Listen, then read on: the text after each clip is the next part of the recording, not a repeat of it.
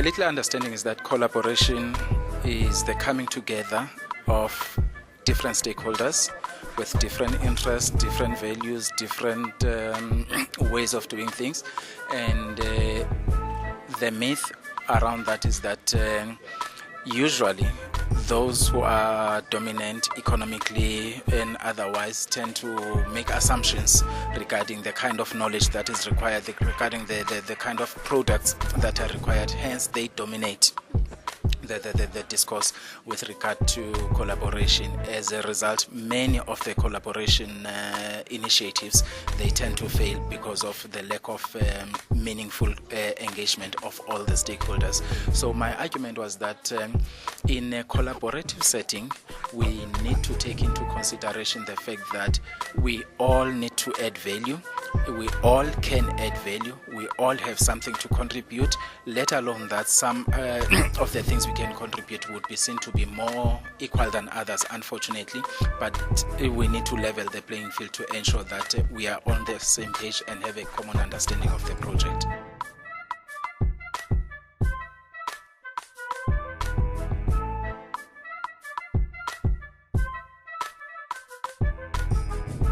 Again, it speaks to the question of hegemony, because the problem with hegemony is the assumption that we know they don't. And because we know, we therefore need to feed them with the kind of knowledge that we have. As a result, that kind of knowledge would not resonate with the people who are supposed to be the beneficiaries of that kind of knowledge. So for me, collaboration is a back and forth kind of a relationship whereby it's give and take. You must be prepared to give, but also be prepared to shift your paradigm in order to accommodate my way of thinking, my way of doing things, my perspectives and my values. So because the paradigm has been dominated by the European perspective, it therefore needs to change in order to accommodate the African perspective and African ways of doing things.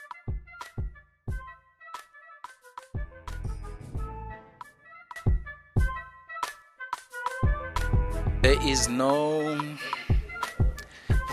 intervention that's useless to start with. Everything counts. All the bits and pieces of efforts that are geared towards ensuring meaningful collaboration, they may not necessarily be visible now in terms of their impact, but I'm definitely sure that when we begin to talk about these things, we will also expedite the action as well, because we don't just want to keep talking for its own sake, but we need to put that into action. These kind of conversations are important for evidence-based policy making and evidence-based decision making. So when we start to have this kind of discourse, they will then translate into policy making. They will then translate into other things and action that is required for change in society.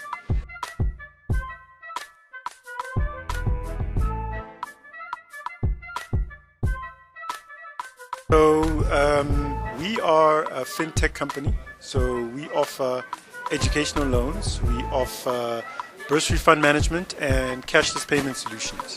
So we've been around since 1996, and we essentially help enable people's dreams. So you want to go study, realize your full potential, you don't have money, you come to us. So the reason why our cashless payment solution system is so important is that you know that schools are now becoming victims of crime. So they're being targeted because they hold a lot of cash on the school grounds. So what we then said is, why do we have to give kids cash when we can actually give them a device that allows them to buy food at the tuck shop or buy whatever they need at the school using a cashless payment mechanism. So just to counter the crime issue and make sure that it doesn't become as much of an issue as it is. With regards to KZN, we went to a rural area, and the issue there is more around access to cheaper data as well as the infrastructure. So in the rural areas, you don't have fiber. We're blessed to have fiber in the big cities, but they don't have. So now, when you try to give get kids access to the latest technologies, it's very difficult because, number one, they don't have money to pay for data. The school infrastructure typically is not good enough. So it becomes an inhibitor to really help people get access to the latest technologies. So I then met a company called Siafunda, which basically then solves that problem. So they create their own wireless network, which allows them to beam or to broadcast lectures to students using almost like an internal Wi-Fi network that they created. And then what they also do is students, while they're in that network, can download content and videos which they can watch at home. Because sometimes people live in places where they don't have electricity and obviously no Wi-Fi.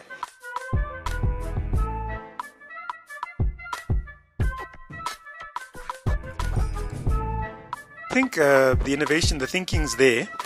I think the one thing that's missing is more the capital.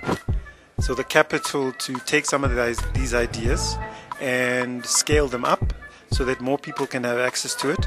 So this company that I mentioned, Siafunda, relies on sponsors. But what they want to do now is try to find a way of making themselves self-reliant so that they can get to more people without having to wait for a big company to come on board to sponsor this black box that they created to do the Wi-Fi network. So I think the ideas are there, but we just need to capitalize them so that the innovators and the out-of-the-box thinkers can make these things a reality.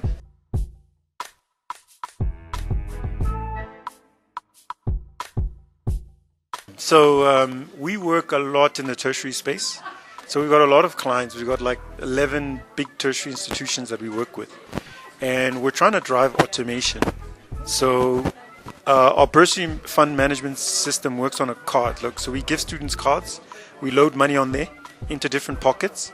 And then the students are then restricted in terms of what they can spend the money on. So this automation thing helps both them and ourselves, because if we can automate things, it's quicker for the whole process to run. Now, some of the institutions prefer to send us an Excel spreadsheet because it's just how they've always done it.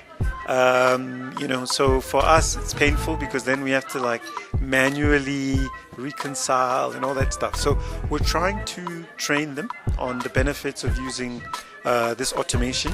We're also working with the partners or the companies that provide them with software to work with them so that we can collaborate and do something together that hopefully will standardize automation for those institutions, and hopefully over time we can then get the buy-in by working together.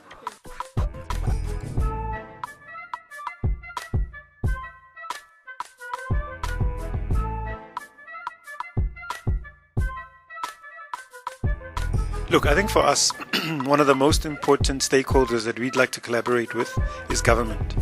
We want to work with NSFAS, we want to work with all government departments so that we can co-create solutions together.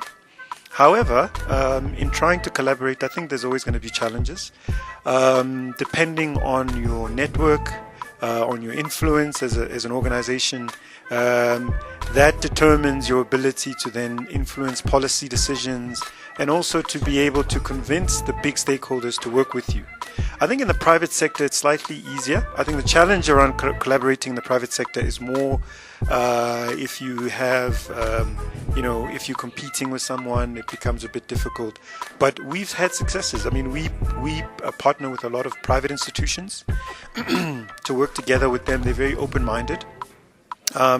And with some of the other companies, I think once you've built the trust, it will be possible to form long-term relationships that will result in positive outcomes for everyone. So we partner actually with a company called Alliance Abroad, where we send approximately 600 hospitality students to the US to go and get to do a 2-year internship. We provide the funding for them to go over, and then when they're that side, we deduct the installments from their salary, and then it pays back the loan. And then when they come back to South Africa after 2 years, they've got experience that helps them get access to the job market here. So it shows that collaborations can work. It's just about finding the synergies and really making sure that you can sell the ideas to the people you want to partner with.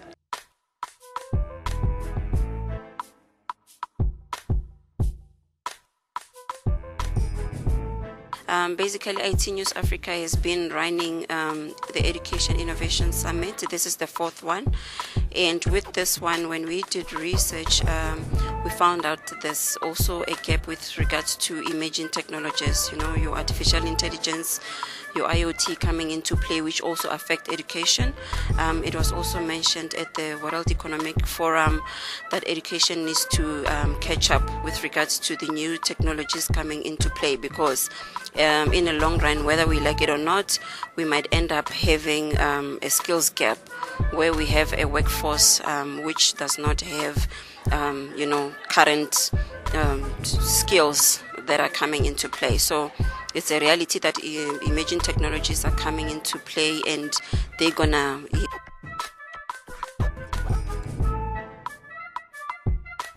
So basically, our speakers are from different backgrounds, academics. We have consultants offering different solutions. We had people from Botswana, Belgium, who brought in case studies of what they are doing with regards to technology and innovation in their institutions. So we also had sponsors who came in showcasing their products and what they are doing in the space of education, specifically with regards to technology and these emerging technologies as well. So this is also part of fourth industrial revolution and how education is prepared or must prepare for that. Okay, well, they've missed out on critical discussions, especially with where are we going, the future of work, because if these technologies are coming into play and people don't have necessary skills that are needed, we might lose the workforce, yes. Yes, how do we go from here? So the discussions were about how do we go from here and how do we come together and collaborate, even with private sector, how do we collaborate and make it work and make sure that people do not lose their jobs, but instead we upskill.